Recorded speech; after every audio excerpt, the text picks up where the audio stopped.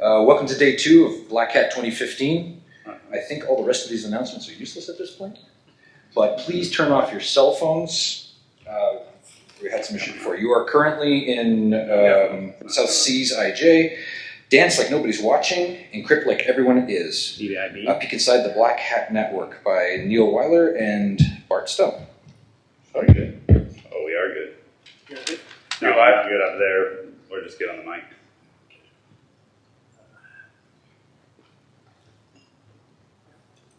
Just push buttons, man. That's all we do. Mash them. Oh, he knows the right button to push. All right. So thanks everybody for coming out. It's a lot of folks who apparently care a lot more than we thought you guys would. I know. So we decided to call this talk "Dance Like Nobody's Watching, Encrypt Like Everyone Is," and that's because one, we just think that's funny, but also because everybody on this network is watching each other or just hurling things at one another. So we'll just roll right into it. Thank you, good sir. All right. So who are we? So I'm Neil Weiler. Around here, everybody calls me Grifter. And over at DEF CON as well. So as it says up there, we'll keep the introduction short and sweet. I've been with BlackHat for 13 years. So I started helping run all the technical operations on site back in 2003. And so that's quite a bit of time. Other stuff that I do in my free time is I help out as part of the training review board for BlackHat, the CFP review board at DEF CON. I'm a senior goon at DEF CON. Essentially, all those things mean I'm a glutton for punishment. And that's why I decided to do this. Bart? So I am Bart Stump. I've been doing BlackHat for about 8 years now. Gooning for DEF CON about the same amount of time as well. Also on the training review board here for BlackHat. And then in between all that, we both have families and day jobs as well. So again, just kind of a glutton for punishment. Love to do this, and here we are. So we figured we would start out with then. So the top picture there is one of the guys who helped out back in 2003. That's a picture of the NOC from 2003. So a single Cisco 2600 and a couple of Cisco APs with Orinoco cards jammed in them. You can even see the antennas. They were the ones that you would unroll and like tape to the wall, if you guys remember doing that. And that's how we ran BlackHat back in the day. So you're talking about 1,000 attendees or so, and training-wise, maybe a dozen classes. And that's 2004 below. I threw that picture in there because really the only thing that changes, you can see we bought some of those sweet silver Netgear 8-port switches. So next. And this is now. So how many people had a chance to go into the NOC and check it out, take a look or anything? I think a lot of people thought they couldn't go in there. So you could, actually. Sorry about that. This is the last talk. If you run down there now, maybe you'll make it. I don't know. Or you can stay put. We'll talk about what's on the screen. So this is the first year ever that we've allowed people into the NOC. So in my 13 years, we've always had the doors closed and we did our own thing. This year we decided to open it up and let people see what we were doing. This actual picture comes from the other night when the UFC fight was on. So we're still working, but we wanted to watch Ronda Rousey, punch another woman until she passed out. And so that's how we do it. We're like, well, we have a lot of displays and a 2 gig pipe from CenturyLink. Let's throw it up in here. I bet we can get HD off of that. All right, jump to the next one. So there's me, cybering. I put on my robe and wizard hat. You can see the wizard hat is up here and some of our mascots. One of the things that I said to BlackHat or UBM, who owns BlackHat, when they asked us, will you let people see? Will we have some additional transparency? Let them see what we're doing in the NOC. I said, okay, well, that's fine. You can put us in a fishbowl.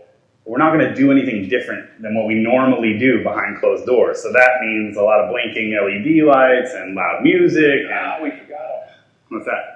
Oh, I figured it would mess with the camera, so I said forget. We were going to bring the LEDs up, be like super obnoxious, more than we already are. So I was in full wizard robe and hat with a power glove on, shouting at the packets to go across the network. And there's like CNN on the other side of the glass. They're just like, what is happening in here? But to BlackHat's credit and UVM's credit, they said, that's fine.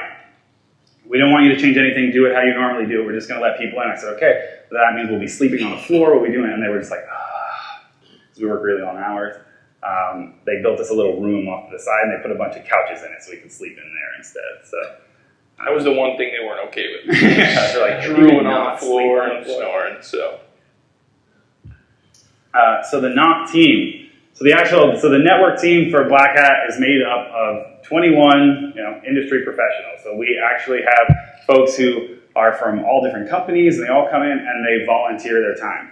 Like, they're all volunteers, and they're volunteering because BlackHat's network is one of the most hostile networks in the world. Like, seriously, you guys are insane. Like, and I think in part that's due to just the fact that you go to a training class earlier in the week and somebody teaches you something really cool, and then you immediately try it on your neighbor.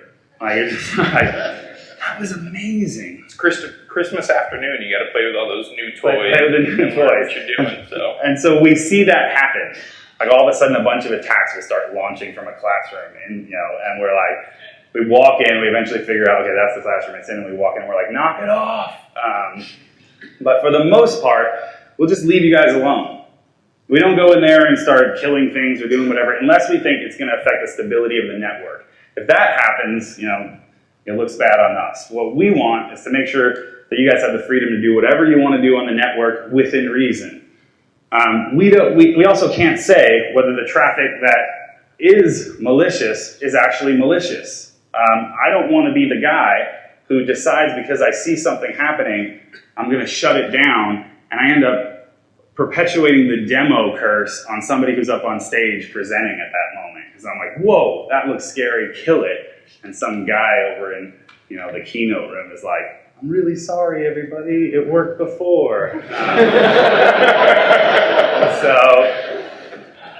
So we let you guys just go to town. Now, all of these 21 individuals, this is, they come from all over the place, multiple states, even multiple countries, and they all come in and do it all on vacation.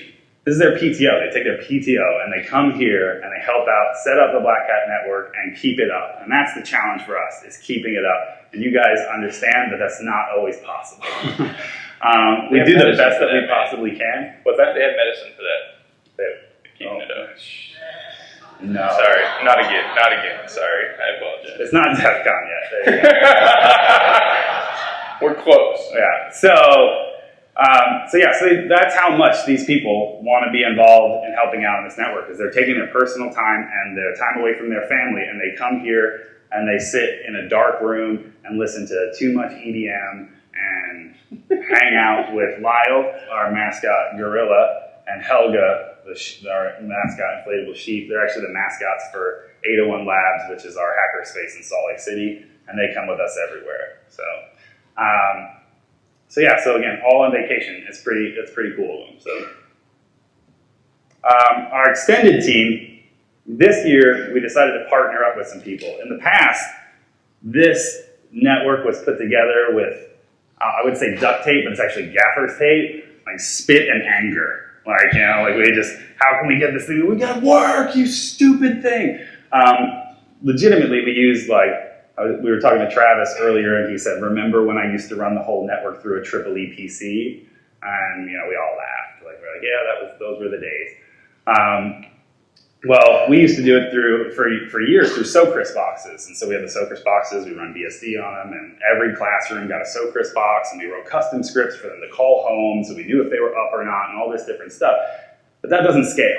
So we were like, all right, we have to do something different. We can't just keep throwing these Socris boxes all over the place and hoping they work. People would be running from the NOC constantly trying to keep things up. So we decided, okay, let's see if somebody will partner with us, help us out.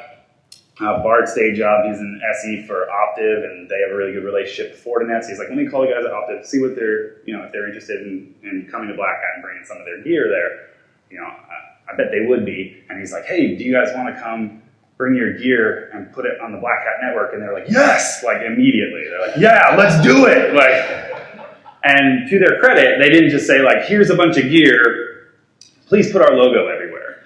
They actually sent out their most seasoned folks to sit with us in the NOC, and we literally sat side by side and figured out how we could, keep this thing going. And when things went down, they were right there in the trenches with us. So hats off to them for that. Splunk, we have several people who are in the NOC. We have relationships with folks who are at Splunk, and they were on board immediately as well. And that was for our operational intelligence, our analytics. What's happening? When is it happening? Who's it happening to? And then Ruckus is the wireless provider for the show wireless. So all the wireless that's happening right now during the briefings is all provided by them. And so this was our first year working with them, and I think it went really, really well. CenturyLink provides 2 1-gig fiber connections to us that we drop into Mandalay Bay and then carve out to the different rooms and everything. One in Sunnyvale, one in Denver. Initially, we were like, oh, well, that'll be great. We'll use them for high availability. So we've got, in case something happens. And then we're like, that is a terrible waste of bandwidth. So we're like, we'll put them active, and we'll just see what happens. And you guys just use it. It's like, oh, I'm not slowing down. Okay, great, I'm on it. And then you just start grabbing more and more and more, which it held up to, I think. I don't know if, I didn't hear anybody complain. They said the network was great this year and the speeds were great. What's funny about that CenturyLink thing too is that all week they've been sending us emails that literally just come forwarded that say, FYI. And we're looking through them, and somebody said to me this morning, like, hey, should we filter out BitTorrent traffic? And I'm like, well, no, because we don't know what it is that they're doing with BitTorrent. Maybe they're grabbing the latest release of Kali or something like that. Let's just leave it alone, whatever. And then it's like somebody just downloaded Game of Thrones, all of the last season or whatever. And I was pretty impressed with how fast, they were on it. They were like, hey, somebody's downloading Game of Thrones. And so we were getting emails that said, oh, we got Zeus traffic flying out of your network. It's freaking everywhere. And we're like, what? Okay, well, let's take a look. And we go over and we're poking around. And we're like, okay, it's coming from this room. It's this class. Let's find out who it is. And we walk in the room. We walk in and we're like, hey, Zeus traffic, blah, blah, blah. And the instructor's like, yeah, it's part of the lab. So again, we're like, okay. He's like, yeah, we're hosting some of our labs up on AWS. And I'm like, did they know that you're throwing all this stuff? They do now. So we've been getting notifications about what goes on there. And that's every time one comes in, we're like, what's it going to be? What's it going to be? So, all right, jump to the next one. Talk about the architecture. My turn. So, as you'll see here, I'll talk about all the technical stuff, and that's because Grifter's a pretty face, and I'm gorgeous. They don't put me out front to see anybody. I like how everybody just starts taking pictures. You think I'm dumb enough to do this again next year, guys? So, the architecture. So again, as Grifter said, Fortinet helped us out quite a bit. They've got us all kinds of gear, Splunk, Ruckus, CenturyLink. I want to tell all those guys thank you. It could happen without you, but it was a lot easier with you. So thank you, first of all. Let's just be honest. Thank you. Thanks, guys. And that is legitimately, it's like we are old school BlackHat, so we're not oh yeah, just throwing logos everywhere, whatever. If it sucked, we would tell you guys, and it didn't suck. So we're just being honest. So we have got we'll start at the top, our beautiful interwebs. The circuits that we use are, again, 2 1-gig links to CenturyLink. One goes to Denver, one goes to Sunnyvale. Totally redundant, so if you blow up one and you send too much Zeus traffic out there, I still got another one in my back pocket. So we can at least have 1 gig to download Game of Thrones. When we go from there, we've got a Fortinet 1500D. So this is a decent sized box. This is definitely an enterprise grade class box that you can use. It handles the capacity. We have plenty of ports, plenty of throughput, plenty of session throughput, etc. We go down there and you're going to see everything starts segmenting now. We do, obviously, segmentation. If I can tell you anything from my day job, my consulting days, etc., you need all that segmentation you can get. Mandalay Bay provides us the backbone across all the classrooms. So basically what they're providing is just patching through to those rooms, and there will be some things that may change going forward. I won't give away those secrets because then you can hack for me, and I don't want that. Oh man, there's the fun. There's plenty of that that'll happen anyways. You guys are good at that. So as you can see here, we break off the registration network. That's my heart. If you're looking at me, that's my heart. You can't touch it. You're gonna hurt me really bad if you get there. So I need to protect registration as much as possible for other reasons as well. Your guys' data is there, and we've been hearing way too many news stories about people losing data. I'm not going to be the next news story, I promise you that much. So we protect registration. We put that off on its own site. Thank you. That was vile. The registration network is completely segmented. Everything happens there. They bring a device on site just in case you guys take down the network. They can still register and print badges and have on-site registration at that point. Then over here on the left, we've got Ruckus. So Ruckus comes off, and you can see a few areas here that we've got taps in as well. That'll come into play a little bit, so make note of that. I've got a tap there in between. And when I say tap, we don't have a legitimate tap yet. That's something that I may pull out the wizard hat next year and try and get another provider to help do some of that so we can get a little bit better visibility and architect this with even more tools. So it looks a lot more shiny. But we've got the Ruckus network off to the left. They've got all their APs. They're giving us a tap in between their network. We also have a span port coming off of there so we can see all kinds of traffic. I believe NetFlow, and then we also have connectivity into their device through the NOC, the wireless controller, so we can see how all the APs are doing, the traffic that's going through them, etc. Over on the middle right there, I gotta come look at mine, sorry, I can't read up there. I can't read here either. Oh, that's the wireless controller. So we've got another 1500D that's acting just as a wireless controller. The 1500D at the top is the gateway. The 1500D down below it is just a wireless controller handling all the APs. The main place that we get APs for Fortinet is during the trainings. Ruckus again handles all the network connectivity and the wireless during the briefings and the main show management, the main show floor. And then over there on the right, we now have connectivity up to the NOC with a gig. 1 gig link up to the NOC so that we can push all the traffic to and from our tools, etc. Let's get into some of the tools now. You can go ahead now. You gotta double click it to play. Oh, no, you don't. Oh, terrible. You broke it. So again, how many people came into the NOC while this starts playing?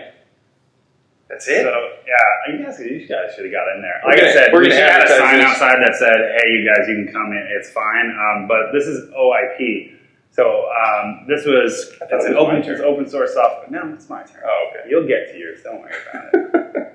So this is OIP, this is open source software that was created by Utah State University. And it's basically just showing us traffic between hosts and what's going on in there. You can see some of those areas light up. Like pretty dense traffic. The packets are flying back and forth in there. And when we see that, when we see one of these areas here where it starts to really light up, then we're like, okay, something's going on there. You know, like why is all of a sudden, like if we see a sustained, like it looks like a giant lightsaber across the screen, we're like, all right, like we need to do something. And so when that happens, you know, we'll take a look at all of our other visuals and dashboards and stuff like that and figure out what it is that's going on in the network. This also just looks really cool. We like it. I mean, I don't know. I like shiny things.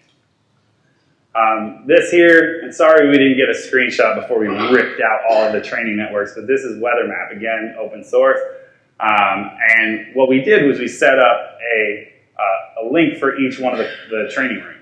So every one of those is a training class or the speaker prep room or the press registration, the show office, all of those things. So we can watch everything that's going on throughout the convention space all in one place, and we can see how things are being affected as far as bandwidth and stuff like that. So right now all the links Weather Map is using NetFlow data. Yeah. So it's all the NetFlow data across those links. Right. And so what we're doing is we're keeping an eye on it, and we're looking for links that are starting to change color, go yellow, creep towards orange, getting closer to red. And then we know, okay, we're running out of bandwidth there, they're starting to peg that out, maybe we're going to need to drop in another AP or a bunch of other drops, whatever it is that classroom setup requires. When we're doing these classroom setups, there are 53 or 56, I think it is 53 or 50 something. 50 plus classes that are being taught on the weekends and the weekdays, and they all have different requirements. And they're like, I need my network set up this way. It has to be like this. I need these ports open. I need to make sure that there's no host isolation. I need to do this, blah, blah. And they send all that stuff to us, and I send stuff back saying, why do you need wired? Because it sucks to set it up. And so we take all of those requirements and we put them all together. We know exactly what everybody needs. And so if we do have to go out there and throw additional infrastructure in place, we know what it needs to look like. We get the pretty graph now. All right. So on to a few graphs. We're going to bore you to death a little bit with graphs. Hopefully not bore you to death, but give you some insight into this. So this is our bandwidth summary traffic summary by bandwidth and sessions. This was for the past 7 days, so obviously some of that's going to be a little bit more blank at the beginning when we didn't have much.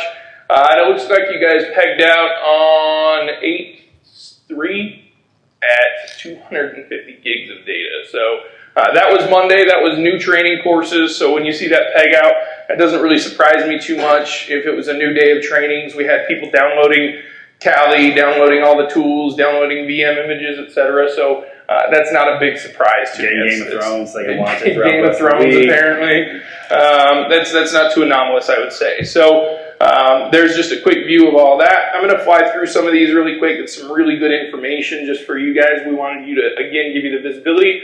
But I also want to say this is very informal. And somebody yell at me if you guys have a question, because we can go through and we'll leave a few questions. Plenty of time for questions at the end, because we want you guys to just shout at us, and we'll try to tell you as much. That's what I wanted. That one. Top websites. So top allowed websites by bandwidth. So I really appreciated this. The very top one is actually Xbox Live. Yeah. Patrick, thank you, buddy. I don't think that this was all our volunteers. We have, so the network team, and then we have another group of team that does the conference ambassadors. They're the guys that you see directing traffic. They're the ones that put everything in your beautiful bags for you and did all that kind of stuff. These guys have an Xbox One next door to the NOC, and they didn't do a damn thing this show, apparently. So, because 150 we have the evidence right here. It's right there. So Xbox Live, there was a bunch of Windows updates, which again isn't surprising, being that Windows 10 came down the day before. I'm sure people were just connecting and downloading Windows 10 because that's the next new thing. If you didn't hear about it, it's beautiful. /sarcasm. Top applications. So top applications by bandwidth, we've got HTTP. One of the things, and I've got a couple other slides in here that'll show you this. One of the things that you guys are starting to do that didn't necessarily always happen in the past, which was surprising before, you're probably passing 80% of the traffic as SSL. I'll show you in some of the other slides coming up, which means people are encrypting stuff finally. People are doing what they're supposed to do. Everybody give yourself a pat on the back, because I can't see it, and that's a good thing at this point, obviously. You want to keep that privacy. You think about how it would look if those conference associates had downloaded those games over SSL. I mean, it would be amazing. It would be beautiful. So applications by session, obviously DNS is going to be there. We had 40 million DNS requests, it looks like. HTTPS, HTTP, and SSL are our main by session. Ads. So this is an interesting thing. Top 4 out of the 4 out of the top 5 websites that were allowed by requests were advertising sites. So that says something about the internet today, not necessarily anything that you guys are doing incorrectly or anything that any of us can really fix. But 4 of the top 5 sites that were requested were all advertising. So plenty of stuff pulled down there. Good old botnets. Plenty of botnets that came flying through here. The interesting thing that I would say about this slide right now is from trainings. So it was taken, not yesterday, I believe Tuesday. During the briefings, these have actually gone away. There is no botnets that I have seen during the briefing, so which is a little surprising. I thought that we would have seen a lot more. Everybody's infected, it seems like. I guess 1,300. Not bad. Not terrible. Malware. So you can go through there and look at all the malware that was passed. There's all kinds of different stuff. I won't sit here and bore you and read number 4. Thanks, guys. Thanks, guys. Yeah. All that Zeus traffic. Just remember, guys, when you connect to the BlackHat network, you're connecting to the same network that other people have connected to, everyone going down the line. So, use protection. Thought he was kidding. So tickets, we actually opened up a ticketing system this year, mainly for the trainers. A few other people used it. We used it internally as well. They could actually just send us an email, the trainers. This was us trying to take out the middleman. So in the past, the trainers used to have to go out the hallway and find somebody. We used to post up a volunteer outside every room, basically, so you could grab somebody really quick. They'd call us on the radio, and we would do as much as possible to find out what was going on, obviously, at that point. We tried to speed things up a little bit. We're trying to, I wouldn't commit to an SLA at this point, but we're definitely trying to speed things up and make this process a lot smoother for everybody, because it obviously affects you guys as attendees, as well as it does the trainers, us, our name, our image, BlackHat, UBM, Mandalay Bay, everybody who's really involved at that point. Just kind of gets a black eye if we're sitting there on a down network forever. So the ticketing system was actually pretty big to us, helped out quite a bit. What else do you want to talk about before I? No, you're fine. I think I guess questions. Does anybody have questions? We're just going to go straight to that. Because right after we leave this stage, we have to get back to work. This show has to be torn down. There's a bunch of network gear that's sitting in all these halls everywhere. And if we want to get to DEF CON, we got to get back to work. So questions, bring them out. I actually, is anybody from Fortinet, the team that helped us out, or Splunk? Is anyone in the room? You should come up here. Let's take questions. All right, yeah. On OIP, what was that lightsaber? What was that traffic? So the thing about OIP is it's all, so the size of the packet is determined by, or excuse me, the size of the dot is determined by the size of the packet, and then the color of the dot determines the protocol. So red, yellow, green, our TCP, UDP, ICMP, etc. So that one didn't necessarily look like anything that was terrible at the end of it. And just somebody sending larger packets, probably downloading something or whatever. So that's the thing, is it looks all pew-pew and there's a lot of things going on there. But it's just a quick visual indicator. You can see when something blows up. You can see when one host starts scanning everybody. You'll see a ton of small packets just hitting everybody. So it's just that quick visual cue to be able to go look at something else. But I'll give you an example. So last year we were using OIP as well. We were not doing as much rate limiting per client as we were this year and stuff, just again due to the gear we were using and stuff. But there was one point where it was a little after 7 o'clock in the morning. We're all sitting in the NOC and all this stuff is up, but we're just sitting there and it's quiet. There's nothing going on in the network. And then all of a sudden this section of the OIP just lights up. It's whoa! I was holy crap, what is that? Where is that coming from? And we look and we find it's coming from one of the classrooms. So I'm okay, which class? We look it up, it's this one. I go into the class and it's early and I figure someone's probably doing something they shouldn't do. So I just walk up to the door and I rip the door open. Rip! And I'm just come in like Kramer, whatever. And there's a dude in there and he just he whips around and then he just goes, tap, tap. and I just went, what the hell are you doing? And he was I'm just pulling some stuff down from my house. And I was from your house? And he's yeah, I just grabbing a bunch of stuff from my house. I'm well, stop before the classes start. And he's all right. And flip lights up again. So it's just an immediate visual indicator that something's going on, and then we say, okay, what's happening over here? This year we were doing significantly more rate limiting. Everybody seemed to be okay with that as far as per client, and it worked out really well. In the past, it was just if somebody decided they were going to eat up a good chunk of the bandwidth, we'd go hunt them down and be please stop. Or, even this year on certain things, people were lighting up. They were oh, I'm just going to start scanning the whole internet and stuff. And we'd just go in and be you're not really doing a lot of, nothing. There's nothing we really care about there, but you're just making a lot of noise. Can you stop? And so it just helps us, understand what's going on in the network. So it's nice. So yesterday I noticed on the Mandalay Bay Wi-Fi that the Google search seemed to be blocked. I was wondering if that was the kind of thing you would know about. On the Mandalay Bay Wi-Fi? Yeah. So Mandalay Bay Wi-Fi we don't touch. Mandalay still runs their corporate network and their resort network. The only thing that you would see from us is the Ruckus, the BlackHat 2015 SSID is us, and then any of the training room courses. So unfortunately, I couldn't speak to Mandalay Bay Wi-Fi. And for that note, we don't block anything outbound. Literally zero. Fortinet wanted to come in blocking stuff and telling us that we were going to be crazy, and they really needed us to be over secure, and it was awesome. And it's anywhere else you would do it. I just can't do it here. I can't see you guys. block Like, we're just anything. like, leave them alone. Let them do what they need to do. So- It gets out of control. So do you think it was just someone fooling around on that Wi-Fi? Or? I mean, look at all these fools in this room. I'm sure Oh of it. gosh, you guys! I It's swear. very possible, but yeah, I definitely couldn't speak to the Mandalay Bay Wi-Fi. I know a guy though. Yeah. Actually, I guess we should say that. So the Mandalay Bay IT team, there's a guy Doc who runs around here, and Doc was awesome. He's the one who handles everything that we need. So we're like, we need drops here, we need drops there. Or I don't know if Doc slept this week. And he was freaked out, man.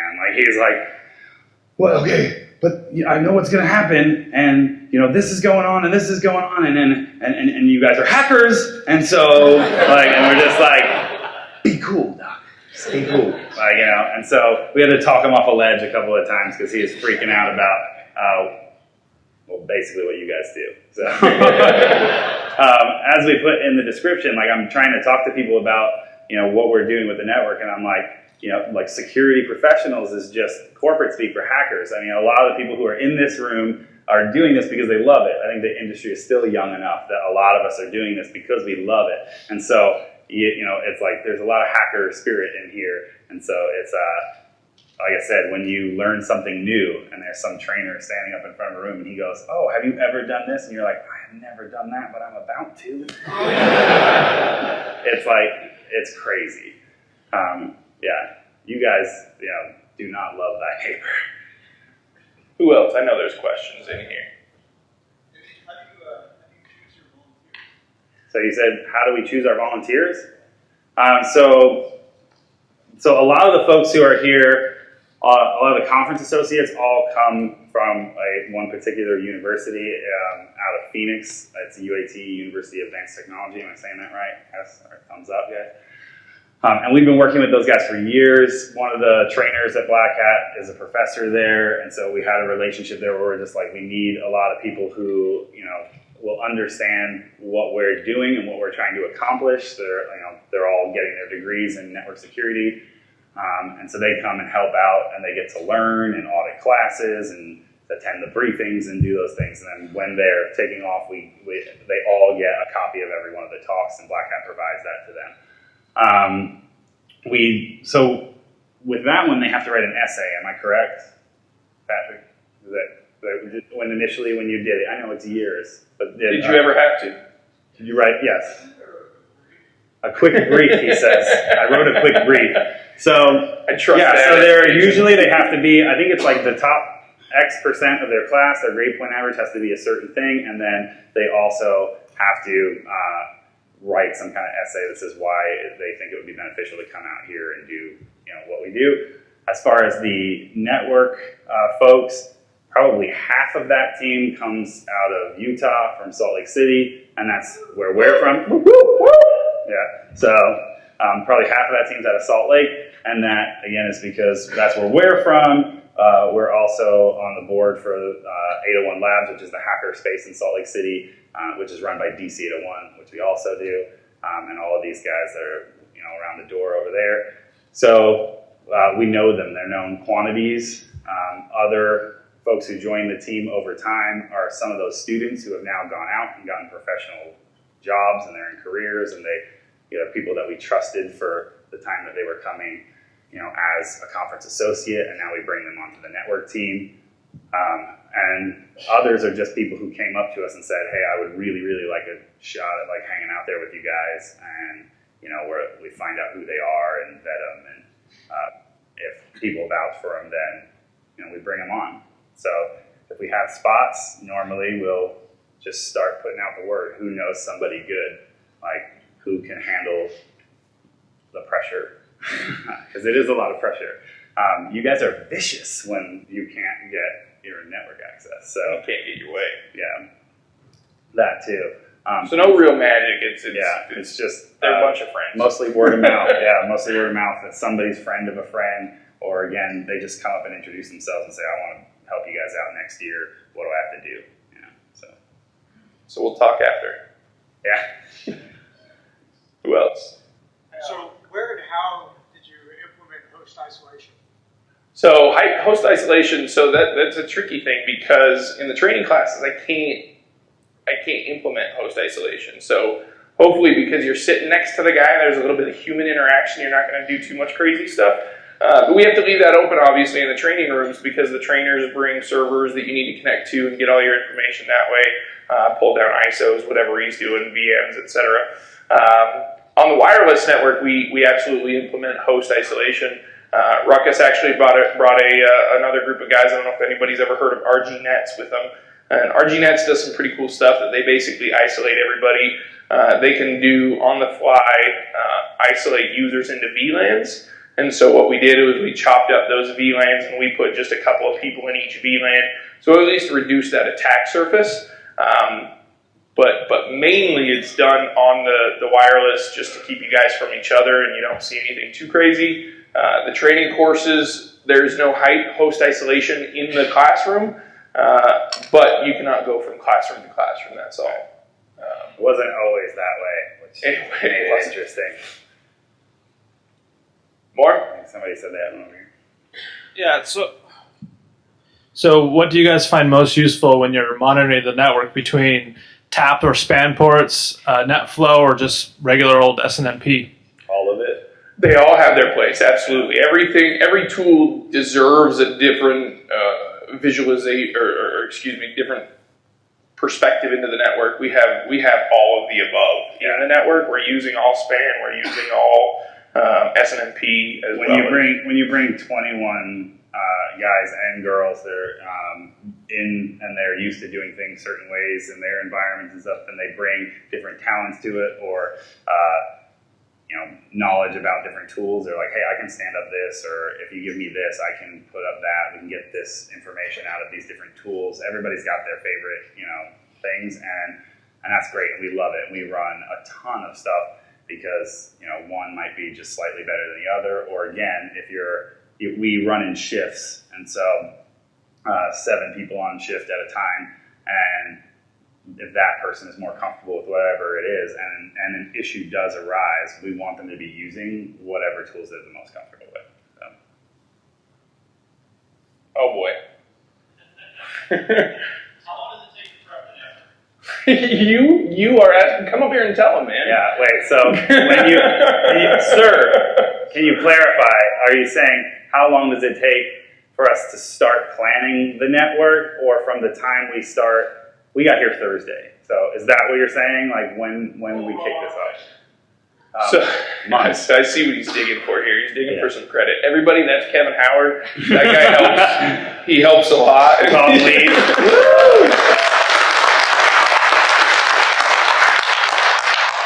I honestly do there's a lot of our guys here in this room. A lot of them are huddled over there in that corner. I don't know who else. I can't see everybody, but we wouldn't be standing here if it wasn't for those guys. So before we get started on this little kick that he's trying to get some credit, I'll say that and thank you first of all. Thank you guys. Thank you. We love you.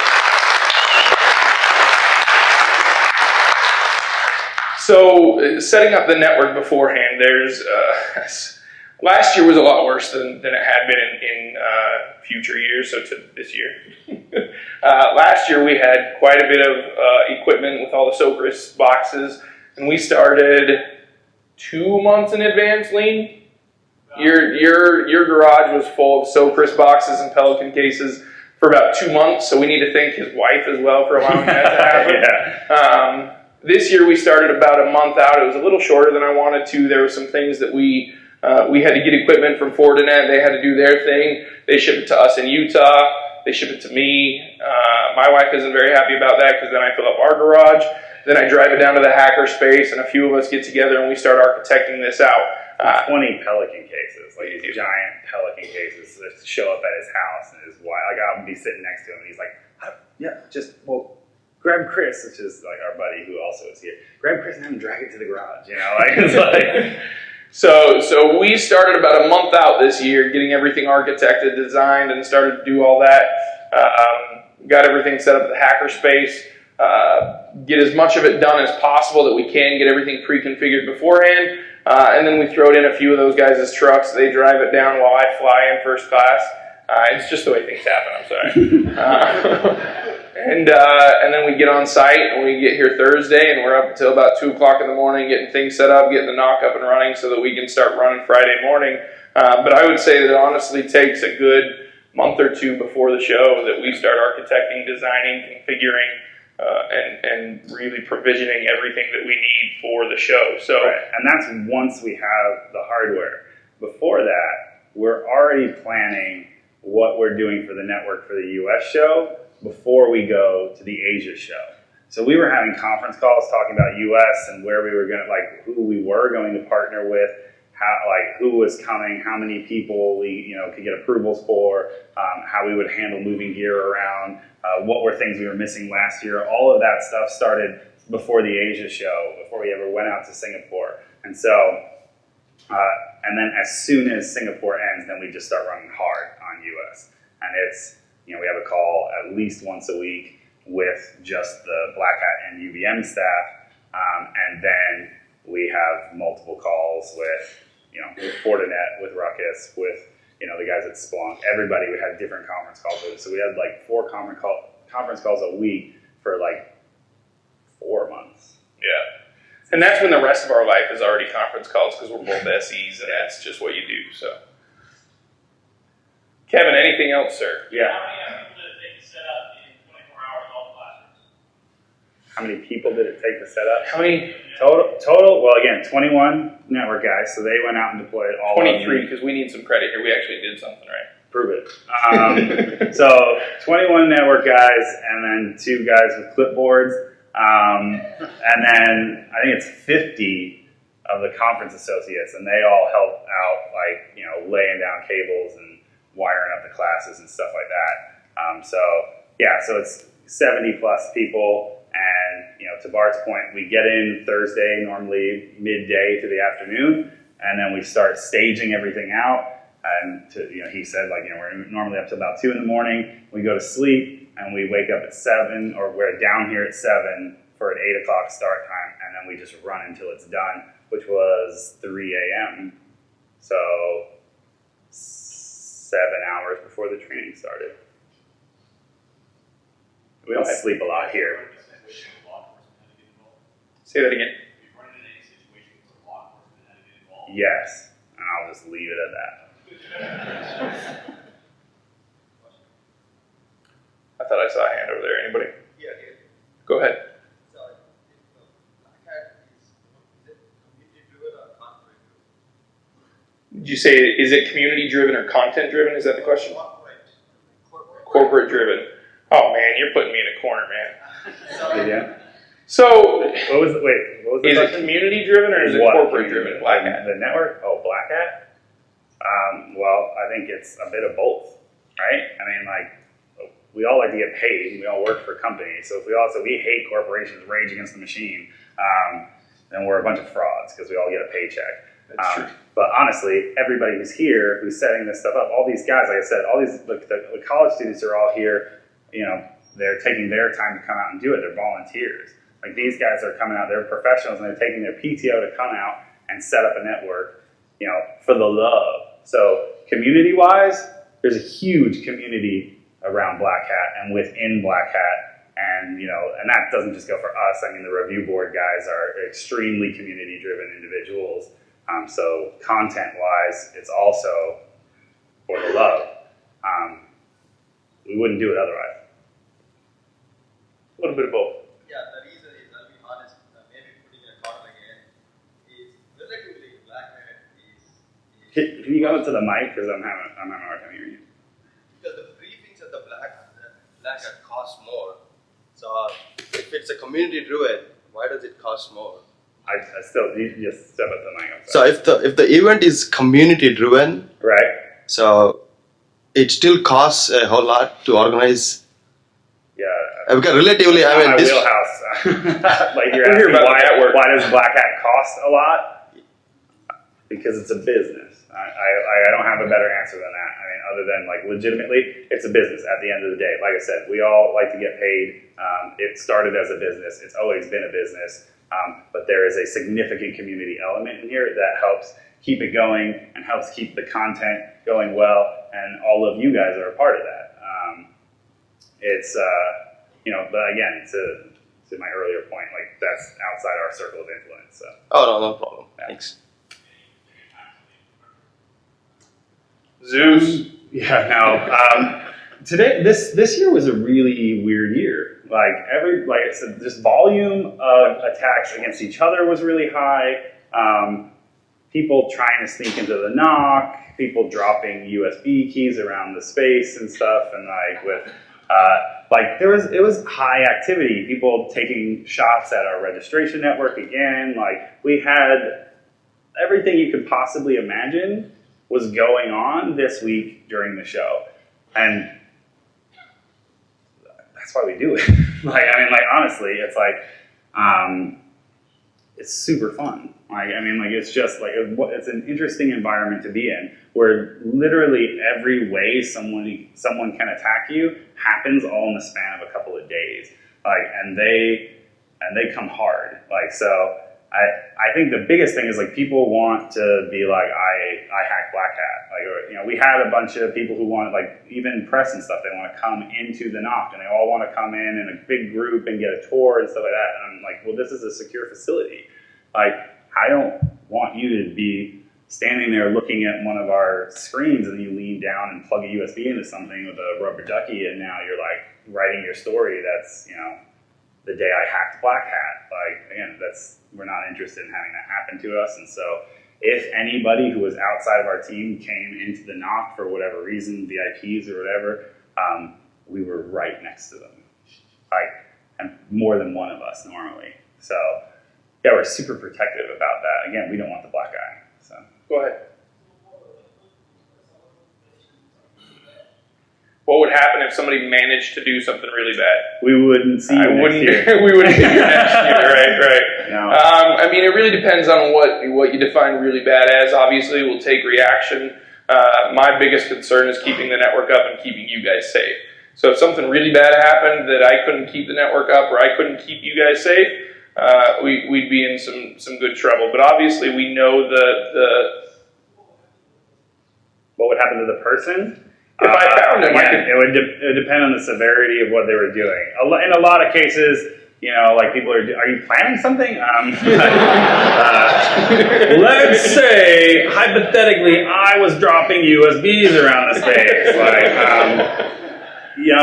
It would just depend on the severity of it. Again, we see you guys attacking each other like crazy. We're watching these things happen. We're watching it happen in classes, and there's only so much we can do about that. We don't know if that's part of the lab or if that's genuinely malicious. We'll know if you try to go outside of the box that we put you in. And at that point, even then we sit there and go, should we just watch them for a minute and see what they do? And then normally we'll just be like, all right, boot them, and then you're just not on our network anymore. And then if it keeps you go somewhere, you keep coming back, and then we're going to go find you. And he's not small. It's another fat joke. It's not a fat joke. You're husky. It's not a thing. Gosh, you're so sensitive. So the story about Zeus, it wasn't serious at all because it was literally a class that was legitimately sending payloads into their lab network that they moved to the cloud. They moved all of their labs out to the cloud, and they were sending payloads off to the cloud. And again, that's what makes our job difficult, is had we just sat in the NOC and killed it, we would have affected somebody's training experience. And that's where we have to start weighing things and say, all right, is this something that we get rid of, or do we just let it go? And it's like, well, let's go up there, and we'll call somebody on the radio and say, hey, can you go over to, whatever, Mandalay J or I. So we have to do our due diligence, but in that case, it wasn't anything that was malicious intent. So yeah, if somebody's hammering our reg network, then that's a much bigger that's issue. a bigger obviously. difference. Yeah, there's a difference there. So Zeus could have been bad if it was a legitimate attack, but obviously being a training course, sending Zeus out. And I guess I can give one example on you mentioned the law enforcement thing.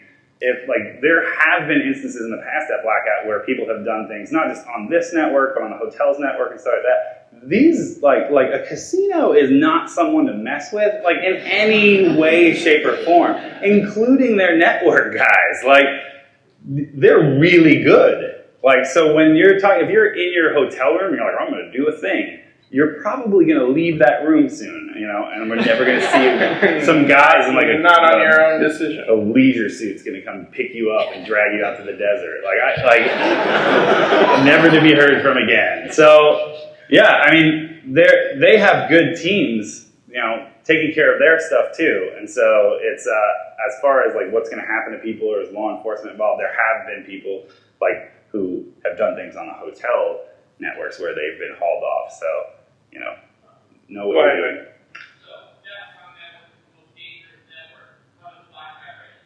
Second.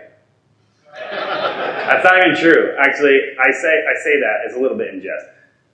I don't think DEF CON is the most dangerous network because, oh man, I'm I shouldn't even say this. So here's the thing. Again, I just don't think it is. At DEF CON, there are fabulous games and prizes.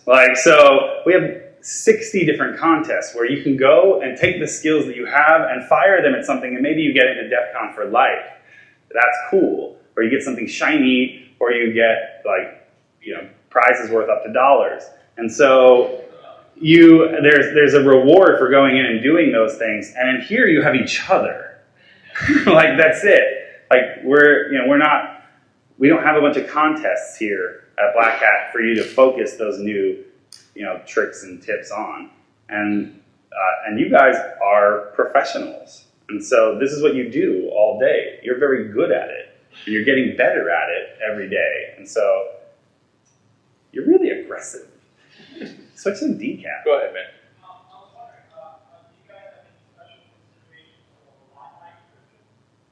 So that's an interesting thing that you bring that up.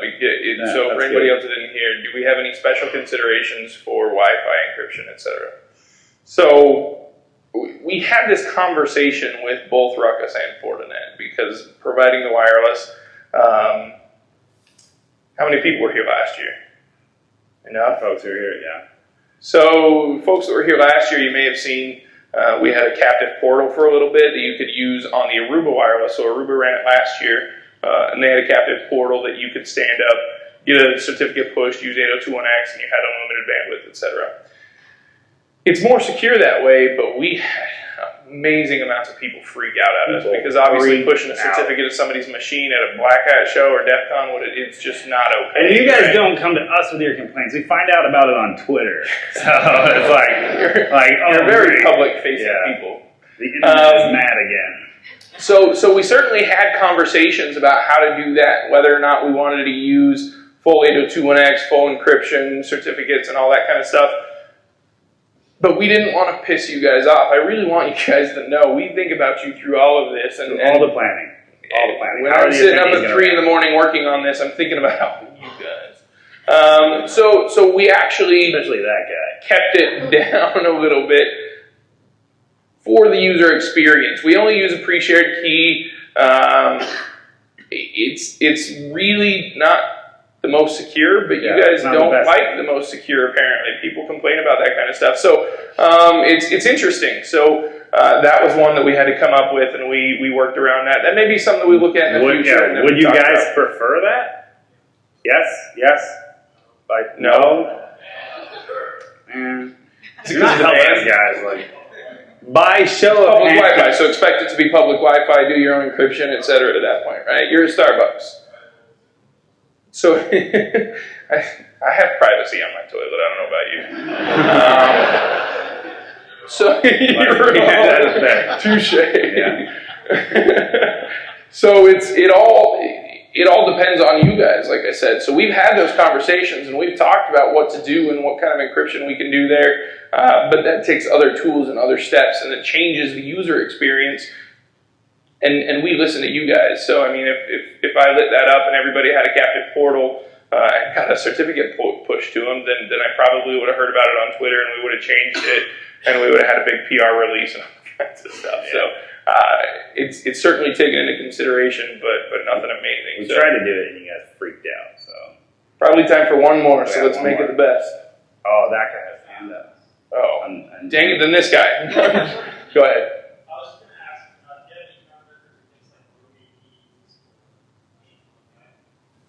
So do we have any protection against rogue APs? So a little bit. We've got a few things that we can do and certainly scan for those rogue APs and keep track of it, but it's not as simple as it seems in an environment that you're standing up overnight and then tearing down less than a week later to get all that going. There is rogue AP scanning. I will tell you that Mandalay does some of that as well to protect their own network, and we do some as well, but didn't see too much of that this year. This year, we just left the access points on the floor to keep you guys guessing. That's what I said, encrypt like everybody's watching. That's right. 3 more minutes, so go ahead. Oh, that guy. Oh, we're going to give both of you the questions, and then we're done. Cool, that's it. What surprised us? Like I said, I think my surprise, and I shouldn't have been surprised, was just the amount of encrypted traffic this year. Like, it was incredible. Like, you guys are, we thought we were being funny, you really are encrypting everything.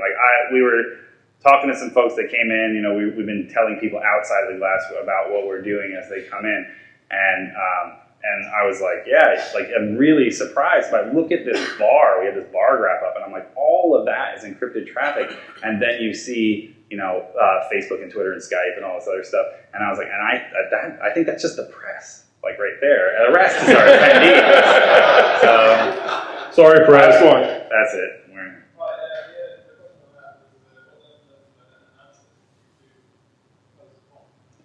We don't keep any of your nothing. data. We don't. Once gone, again, guys. you guys would yell at me. If I wouldn't want somebody doing it to me, we don't do it to you. If the data is there, we use it to protect, you guys from each other and us and all the other stuff like that. And when it's done, it's gone. Some people are like, "Oh, we'd love to mine that data," and I'm like, "Sorry." You can. We have pretty graphs. We have reports. We'll have historical reports that we've been capturing throughout the time and stuff like that. But once it's gone, it's gone. There were people that asked to have that kind of data, and we, again, thinking about you guys, that wasn't something that we were willing to compromise and do. So none. Yeah. So on that, I would love. I think that's a good way to end. Your guys, we care about you guys the most, and we care about your privacy. So, what's that? IPv6. Hey, he jumped in. That was the there. last question. Yeah. No plans. We'll talk to you in a second. So, all right. Thanks, guys. Thanks, everybody.